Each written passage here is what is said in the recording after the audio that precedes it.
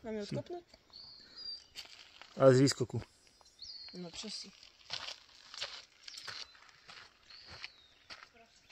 Dobré ránko, deň 22, 10. máj. Podarilo sa nám včera doraziť do takého malého lesíka pri potoku. Sme dostali, takže bola aj umývačka. Nebolo to úplne najrovnejšie, ale bolo to v pohode, lebo bolo teplo, boli sme dole asi na 1600 metrov, čiže ani sa nám nejak neorosil stan. Čiže sme to spokojne ráno balili. Podarilo sa nám prejsť 33 km včera. A čo som vzal? Dnešné plány sú nasledovné. Dneska je špeciálne kúpanie. Tam teda nebude veľa ľudí, tak to by sme tam mali doraziť na obed. Že si tam dáme hneď pauzu. Už teraz rána začína byť akože celkom teplo. Máme koľko? 7:45 a na slnečku je celkom teplo, no. Tam chladku ešte je to v pohode. A uvidíme plán ďalších dní. Skúsime to nejak skresať a stlačiť kilometre, aby sme nemuseli zachádzať kvôli jednému dňu na dokúpenie si vecí do Crestlineu. A potlačíme to ďalej a mal by tam nasledovať jediný McDonald na trase a spraviť si zásoby tam. Uvidíme, jak to pôjde. Terén nevyzerá byť na mapách zlý.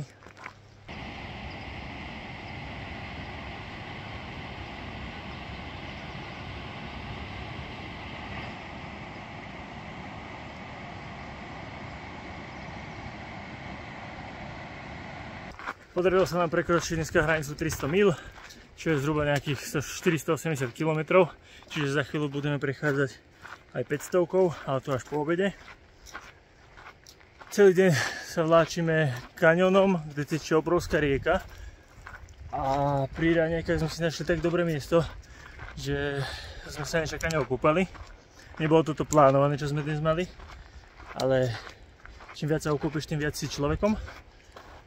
A teraz sme si akorát doplnili vodičku a ideme na to ďalšie kúpanie. Dneska sa to celkom hodí, lebo sme padli na nejakých 1100 metrov výškových a je to teda cítiť. Je to teplúčko, a keď nezafúka, tak je to dusné teplo. Vlastne.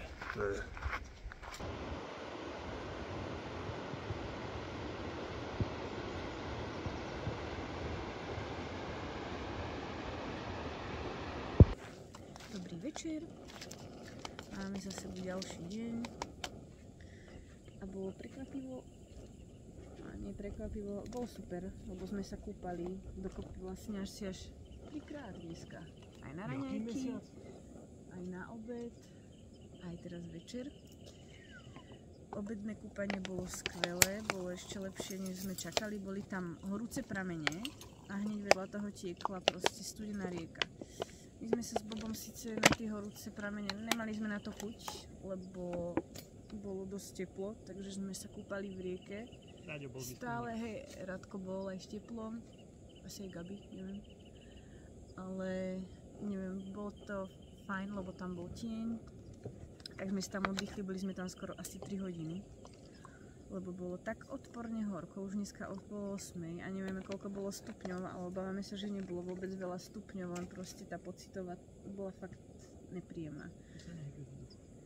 Prešli sme, koľko sme prešli, asi 35?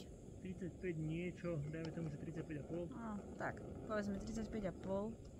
Je to cítiť, že na toto sme není zvyknutí, ja mám teda celkom dosť, ale chceli sme trošku potlačiť, lebo už potom na večer sa išlo celkom dobre, no. O také pol 6. No. Čo o pol 6? To už bolo dobre. No, o pol 6 začalo byť dobre, takže nevieme. Budeme asi skoro stávať a mať dlhé obedné pauzy. Klesli sme dosť dole, vlastne z tých všetkých kopcov, ktoré sme prechádzali a pôjdeme na asi tisícke. Ešte nižšie. Teraz sme na 1000? Sme na 1000, ale teda mám pocit, že som v Chorvátsku na pláži. Takže uvidíme ešte, keď sa dostaneme až priamo k púšti. Za neviem koľko, týždeň, dva, čo to bude. Pri našom pobednom kúpaní si zase ďalší hlodavec myslel, že mi bude žrať oriešky, ale tentokrát na prasáka a urobil mi dieru do batohu. Ale teda iba do bočného bedrového. Neviem, nemám nosiť tie oriešky, lebo ja ich cez deň vyjedám. Hrozné. Takže musíme všetko stále vešať. Keď sme večer zase sme prišli... Kúpali sme sa s Harmi. Hej.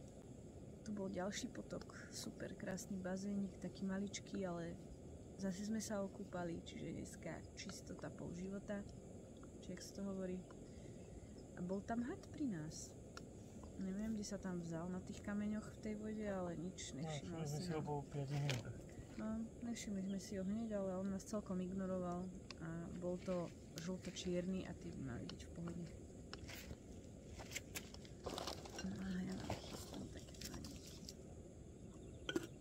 Žabacina. Žabacina.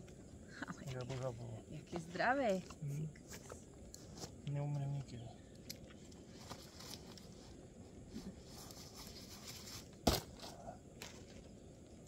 Asi všetko, ne?